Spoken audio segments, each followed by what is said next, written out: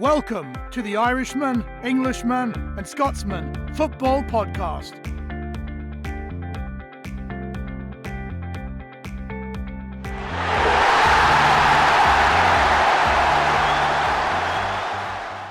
Hello, good evening and welcome to another episode of the Irishman, Englishman and Scotsman Football Podcast. Huge weekend of football ahead.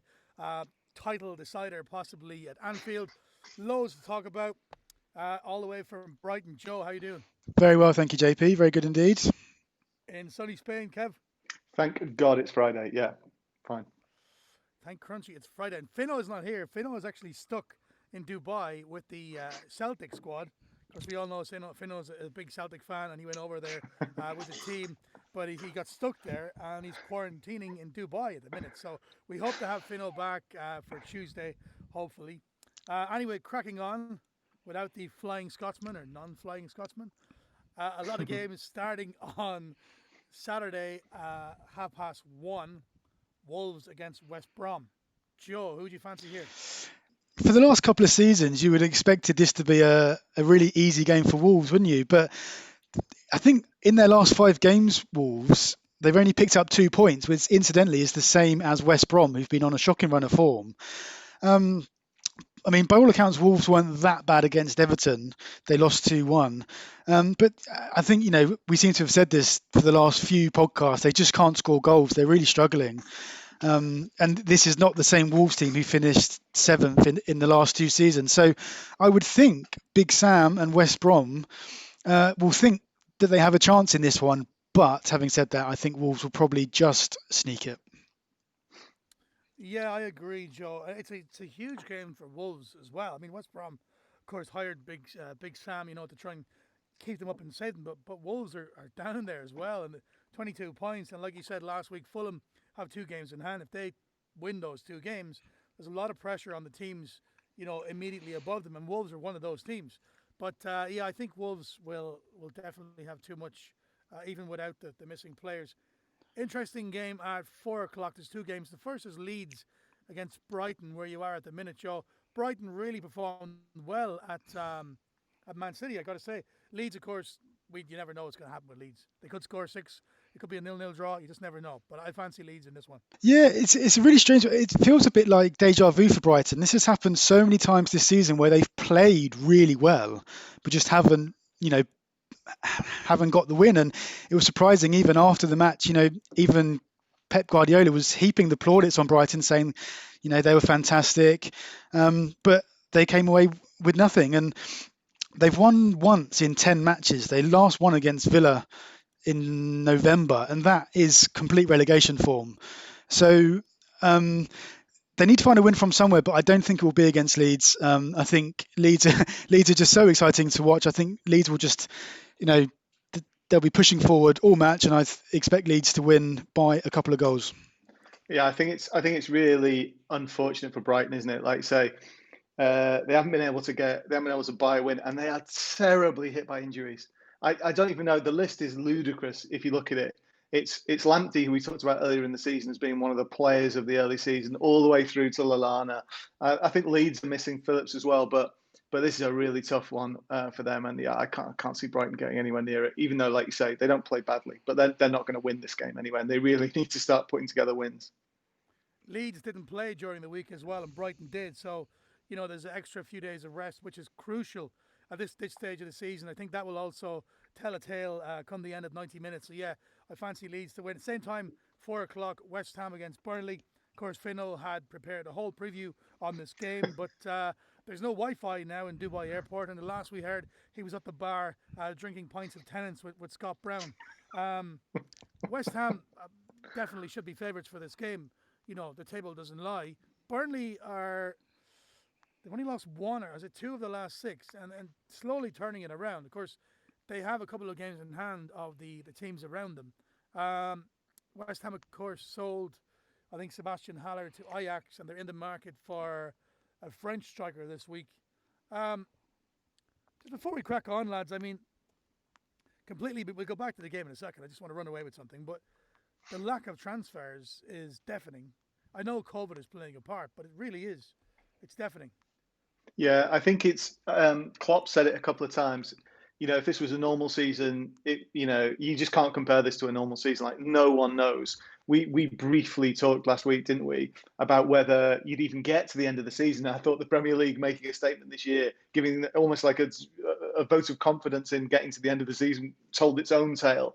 But yeah, how can you go out and splash, all the sorts of money we've been seeing in the Premier League when you don't know if the games are going to be completed, you don't know if anyone's going to be able to pay you all the money you're going to get this season, and who knows what's going to happen next season even, So yeah, you're absolutely right. The silence is definitely, but I do think it's going to continue, and I don't think we're going to see sides stepping in and taking a punt on the sort of 50 million, size anytime soon. It's a huge risk. I mean, you could sign a 50 million player, like you said, Kev, and he could get COVID, and he might not recover for a long, long time. So there's there's a lot involved there. Yeah, might not get back to the same sort of. Well, there's all the stuff. We don't need to get into it, but all the stuff about the long COVID. No one knows exactly how people are being affected long term. So I agree. No, but also, changing the subject from that. But look at Liverpool last year, who decided for exactly those reasons, not to sign Werner, and that's probably looking like it may have been a wise decision, and I think, or at least they're probably not thinking, oh Jesus, why didn't we spend that money? And I think we're going to see a lot more of that, clubs being a lot more careful with their dosh now. It makes it all the more surprising that someone paid 25 million quid for Sebastian Haller, doesn't it, at West Ham? Can you imagine, Gold and Sullivan, they must have, driven him there themselves for that. How on earth Ajax paid that much money for him? I don't know. I bet he scores 40 a season and comes back to Chelsea in about 3 years' time. West Ham, Burnley. I fancy West Ham to probably grind out a win here. I can't see it being a particularly good game, I must admit. By all accounts, Burnley were fairly dogged against Man United the other day. I think it'll be a draw. Right, next up, 6:30, we've got a London derby. It's Fulham against Chelsea. In it, mate. Now, for me, this has got a draw written all over because Fulham have drawn the last 5 games in a row. The Tottenham game, the rearranged game during the week, they did okay, and they're really playing nice football, Fulham. They keep the ball, and they're dogged, and they get stuck in. Chelsea, of course, bit of a mishap last day out. They're up there as well. Chelsea, win or two, and they could be up in among the top 4 or 5. But I mean, the way this season's going and how bonkers it is, I'm going to go for a draw. Normally I'd say Chelsea will win this fixture all day long, but because Fulham are the draw specialists of the Premier League, I think they're going to draw this one as well. Joe? I think saying that Fulham just did okay against Spurs is doing them a little bit of a disservice. I watched that game. I thought they were excellent. I thought they were absolutely outstanding. Created lots of chances. They were fearless. I was really, really impressed with them. Ademola Lookman had a great game. But you're right. I did a little bit of looking at stats, and I saw that Chelsea have only lost to Fulham once since 1980. Chelsea have got a fantastic head-to-head record against Fulham. Obviously, it's just, a couple of miles down the road from them, so it's almost like a home game. I think Chelsea will win this one. You on the Chelsea bus, Kevin? I am actually, yeah. I'm a bit of a fan of Fulham. I agree.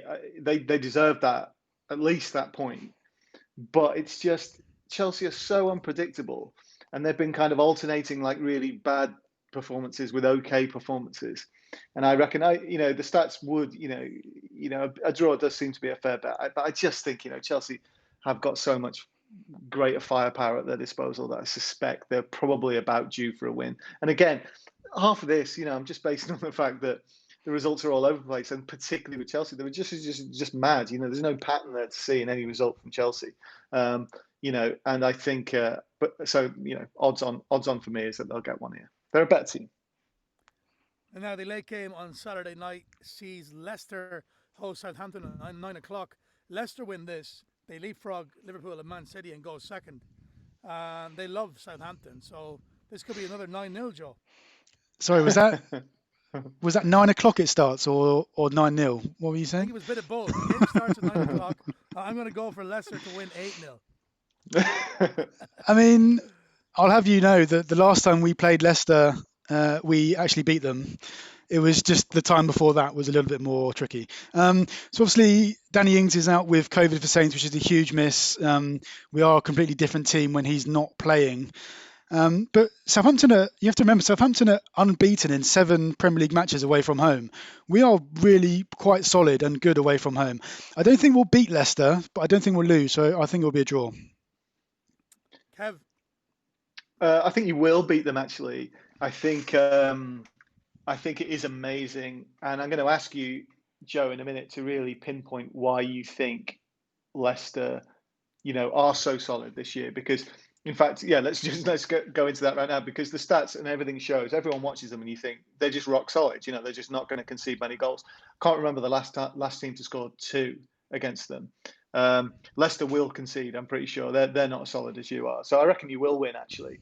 But is there anything behind it? Is it just, the coach getting them very, very well disciplined? Is it just expertise at set plays? Is it just they're being very well drilled, or is there some secret behind it? Because honestly, that turnaround is one of the most remarkable things we've ever seen. I think it's a few things. I think what was interesting is that during the first lockdown, Ralph Hasenhüttl spent the whole lockdown preparing a kind of playbook for the whole club for Southampton, and everyone has bought into it, from the youth team all the way through to the first team. And I think he has just coached them and drilled the defence to make them incredibly solid. And one thing that's been huge this year is that Oriol Romeu, our defensive midfielder, who has been a bit off the last couple of seasons, this year he's been phenomenal. He's been an incredible protective screen for the back four.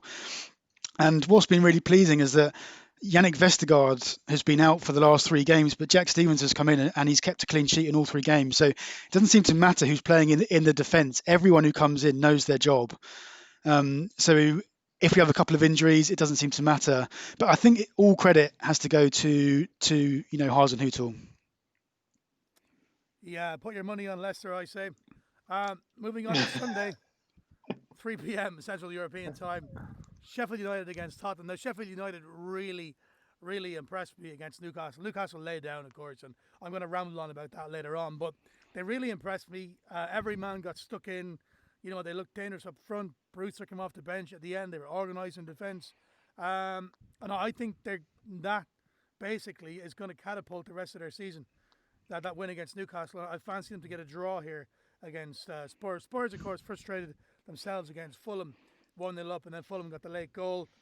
It's the wheels are kind of falling off the Tottenham title charge. They're now 6 points behind Man United, and there'll be a lot of pressure on Tottenham to get the win in Sheffield United. But the way Sheffield United knocked the ball around, and the way they protected, their defence, it was similar to the way they played last season. So I fancy them to get something from this game. Kevin.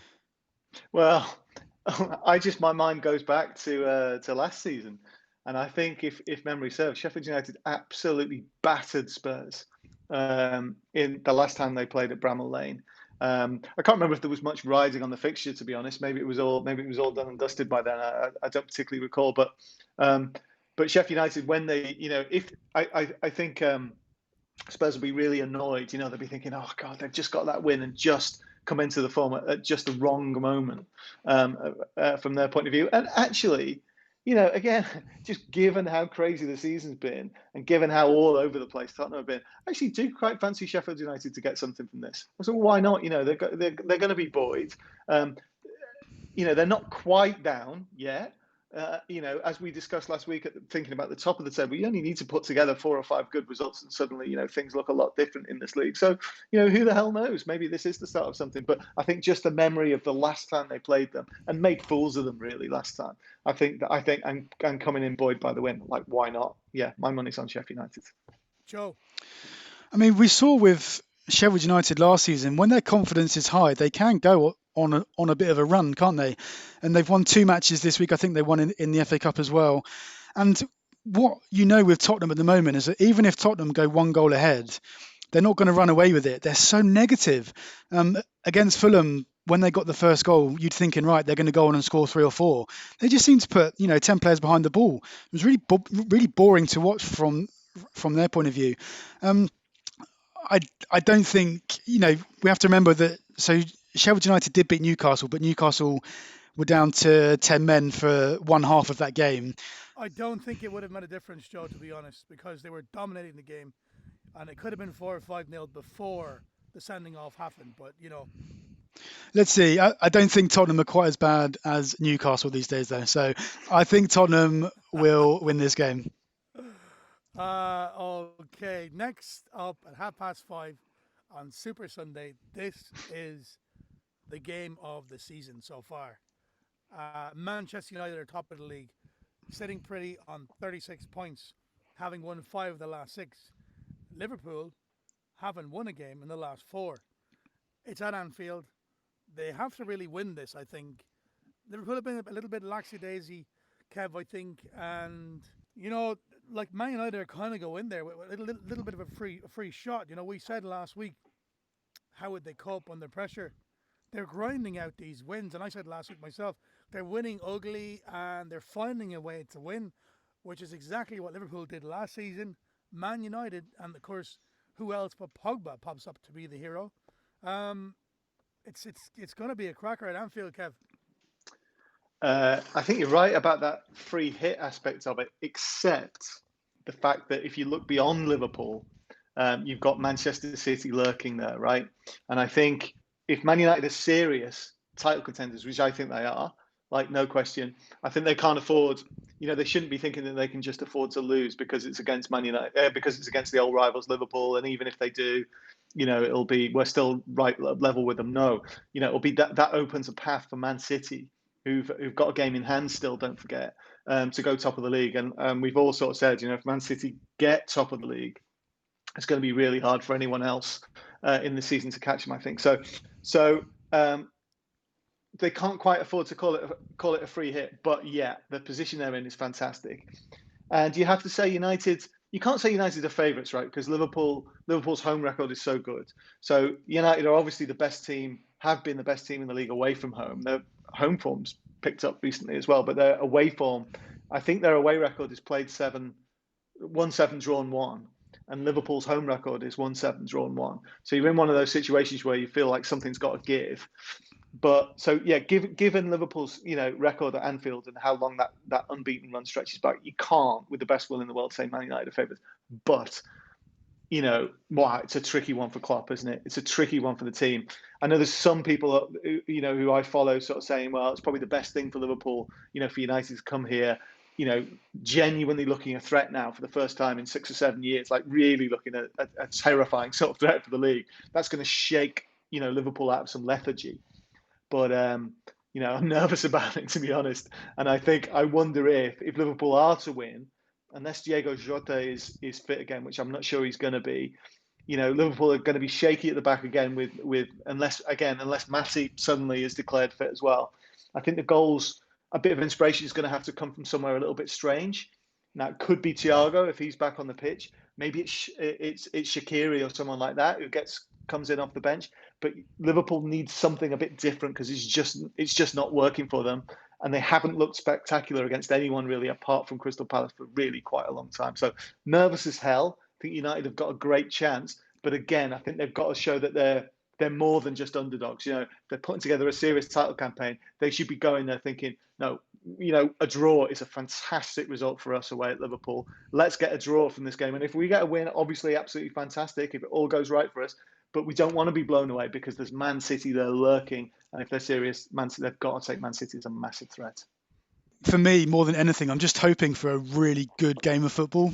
I'm really, really excited for this one. So many times we're kind of anticipating these huge games and they turn into really awful, boring kind of, 0-0 draws. So I'm just hoping for a really good game. I think you made a really good point there, Kev.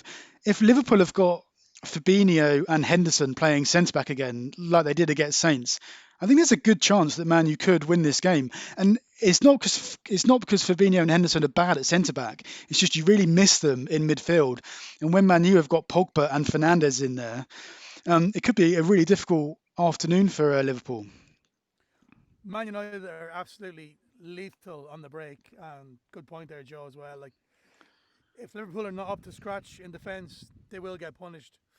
I'm going to go for a high-scoring draw in this one. I don't think it'll be a 0-0 because the The days of Mourinho going to Anfield with Man United and getting the point are gone. I think Solskjaer, fair play to him, hasn't played a different way. They're lethal, like I said, very dangerous on the break. Liverpool, of course, at home, very strong. They still have that front 3 or 4 or 5 of all these world-class billion-pound strikers. So they're going to score a few goals as well. And United as well. So I'm looking at a 2-2. Oh man, I wish I could say with the best will in the world, I'm hoping for a good game. I'm not. I'm hoping that Liverpool, however spawny they are, I hope they somehow manage to come away with a win for this, because I think Liverpool had a lot of. You make your own luck, obviously, and Liverpool had quite a lot of luck last season. There were a lot of sort of last-minute wins, last-minute goals that went their way. It's not quite happened for them this year in most of the games. I think they probably do need a bit of luck. It's interesting, isn't it? The whole penalty thing has come up again this week. I don't know if you've been following it, with people sort of wondering about. Klopp brought it up, didn't he? And so people have been wondering about those stats that say Man United get more penalties than most teams. And certainly they've had, whatever it is, more than Liverpool. And it came up again about, a couple of the Man United players were quoted as saying that, they've learned how to be savvy winning penalties and stuff like that.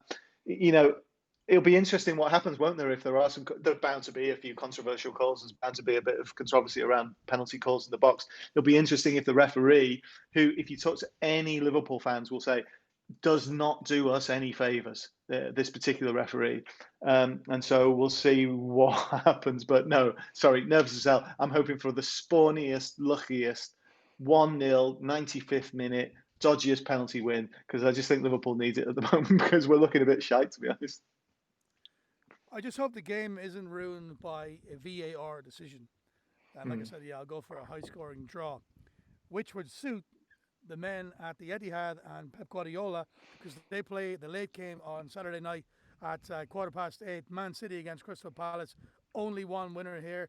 Man City didn't really overly impress against Brighton. They ground out the win. Palace got a point at Arsenal, also ground out, but I think they're going to need a lot more than that to hold out the City team. And of course, City will be on 35 points should they win against Palace, and that could possibly leapfrog them above Liverpool or put them right behind Man United. So they're going to be thereabouts in the top two come Sunday morning. Only see a Man City win here, Joe?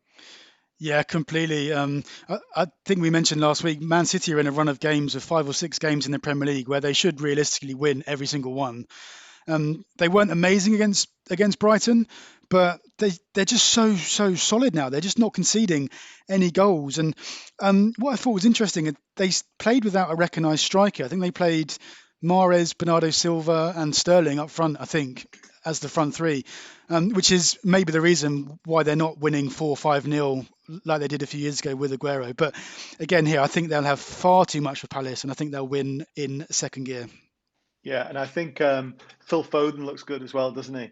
So you've got someone there who's just like another creative, outlet for them. And I think even if they're not playing with strikers again, it contributes, like you say, to them looking really solid. If they get a goal, like nothing like last season. They went a goal ahead last season, and there was every chance that someone was coming back at them. They needed to score 3 or 4 goals last season, because if they didn't, you knew they were going to concede, and that's how this season started as well.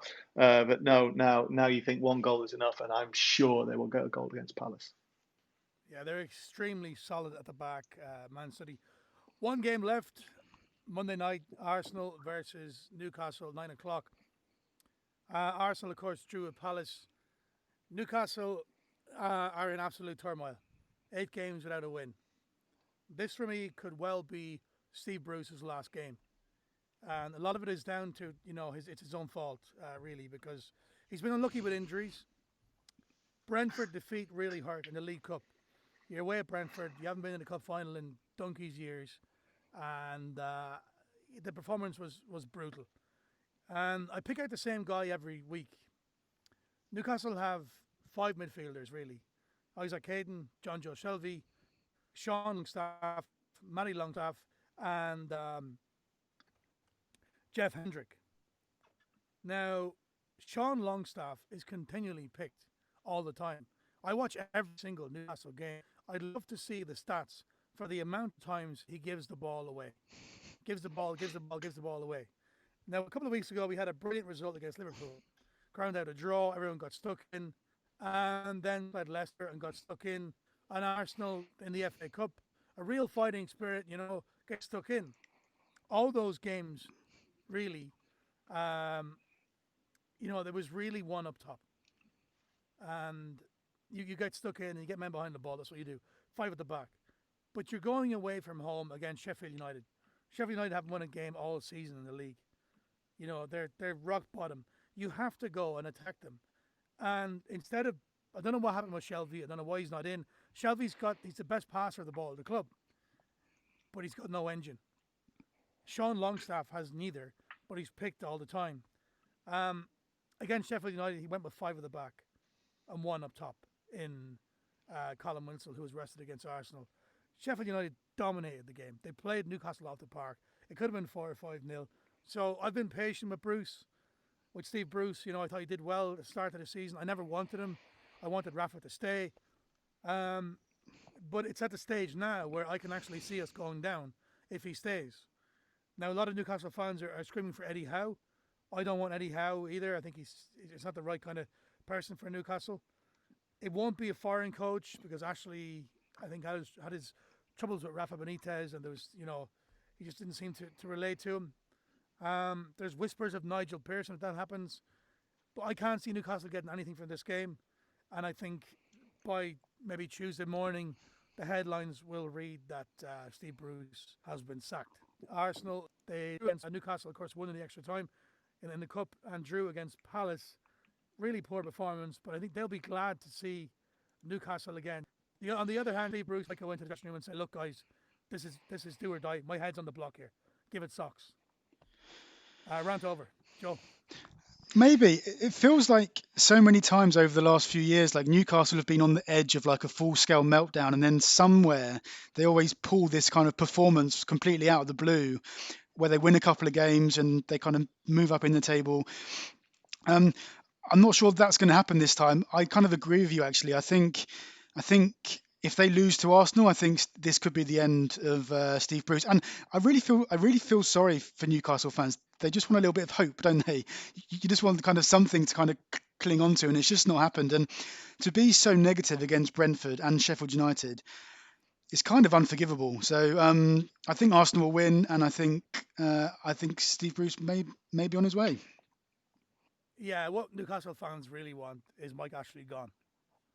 And somebody that's going to actually invest in the club and, not look towards staying up next season. Like, push on. Because there is a fan base there, huge stadium, the history's there. But, while he's there, it's a project, financial project for Mike Ashley.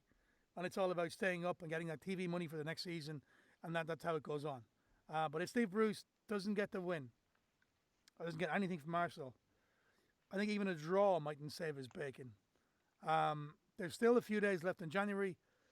He might, he's been known to spend money before, Mike Ashley, if Newcastle are in the situation to try and keep them up. So he might get a coach in. I think someone like Nigel Pearson could do a job. He's a bit of a nutcase. He's got that lunatic reputation, but I'd take him all day long. Kev? I suppose we'll see, won't we? It's one of those, I think the players, obviously everyone knows it's a bit of a do or die job, right? So I think you kind of see what sort of performance Newcastle turn in, because they've done pretty well against the bigger clubs, haven't they? It was a really good draw against Liverpool. They didn't play badly against Arsenal in that game, like you said. It's against the lower teams maybe where they've, come up short. So let's see. But I think you're right. I think even a draw might not be enough because we've seen quite a lot of draws. And you just have to look at the table. I think it's 17 games played and 19 points, is it? And that's just not enough, for and especially when they need, if that's the whole point, like you say, if it's a financially motivated project in some ways for the current owner, then you can't afford to flirt with the disaster of going down, right? Because then that's game over, isn't it? So yeah, I think we'll see. The result will tell us a lot, but the performance will tell us a lot as well. Actually, I think on form, along with West Brom at the minute, I think we're one of the worst teams in the league. Honestly, the way they were playing, I've watched a lot of football in the last couple of weeks, and it is so negative. And I think the 5-3-2 system is designed if you've got pacey fullbacks. Newcastle don't. I mean, Joe, you're probably faster than Paul Dummett. So they spent 15 million on Jacob Murphy, and he's not playing him. He's sitting on the bench at left back. There's a lot of things wrong there. A lot of baffling decisions. Newcastle fans are really frustrated. I'm on a lot of the forums, and I don't see Eddie Howe as a saviour, but I do think that Bruce has to go. I think he's been given enough time, and I think his time is up, and I think it'll come at the Emirates on Monday night. So that is the weekend's games from us here, guys. Of course, we couldn't leave you without some words of wisdom from our own poet, Kev. What's on, Kev? I've got something for you from, I've got two things. The poem itself is for anyone who watched the last season of Breaking Bad. And what I could really do with is a proper Manc accent for this. So I'll tell you what, I'm going to try I'm going to try my best, but then perhaps another day we'll do like some performance version of this between us, JP. But here you go, I'm going to do my best. All right. I met a traveller from an antique land who said, "Pal, how is the Premier League stand? For 7 long years I have wandered offline. Tell me, are United still doing just fine?" Well, I reflected with a look at the table and studied the red-shirted man from this fable. I know not your story or where you've been, but it seems we've reverted to 2013. United atop, 3 points clear at the peak. Liverpool second, defensively weak. But don't get too cocky admiring your labours, for poised in third place are those damn noisy neighbours. City, the bastards, said my man of mystery. They've got all the money, but they can't buy our history. United v City, it's men against boys. Who misses Fergie now we've got David Moyes? I filled in the blanks of the last 7 years, and once he'd recovered and mopped up our spilled beers, I played him the podcast and recaps unique. Nice rhymes, said my man. Now, what happened this week? United don't play with their former allure, but they bagged a 1-0 up at Fortress Turf Moor. Pogba on target from Rashford's assist. Paul Pogba's back. Are you sure you're not pissed?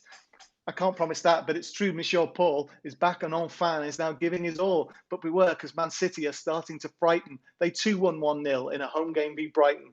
Foden, the scorer, an artist, balletic. His instincts unerring, his touch quite magnetic. City could now tear the league up in shreds. And next up, you're playing away v the Reds. What will they say if Anfield were victors? You wrote us all off, you 10th-rate predictors. They'll put up a statue to Ole the Great with a pedestal setting the record back straight. My name is Ole Solskjaer, King of Kings. Look upon my works, ye mighty, and despair. Maybe he's right, for this league's just so strange. I mean, Sheffield United have now won a game. And poor old Steve Bruce, I don't know if the blame's is. Still, I reckon he won't last too long at St James's. But back to our man, this mysterious fella. I hope he's all right after 9 pints of Stella. I gave him a fiver, all he had was shekels, and he hopped on the bus, number 10, back to Eccles. He left without giving me even his name, but he said we would talk again after the game. Find out if the nomad was right in his forecast in the Irishman, Englishman, Scotsman's next podcast. There you go. Brilliant stuff there, Kev. Brilliant stuff. Fino, I hope you're enjoying the time with the Celtic team down in Dubai. We'll chat to you on Tuesday. Joe, thank you very much. Thanks, JP. Kev, thank you. Cheers. Good stuff there, Kev. This has been the Irishman, Englishman, and Scotsman Football Podcast. Thank you for listening. Don't forget to hit subscribe on YouTube and enjoy the games.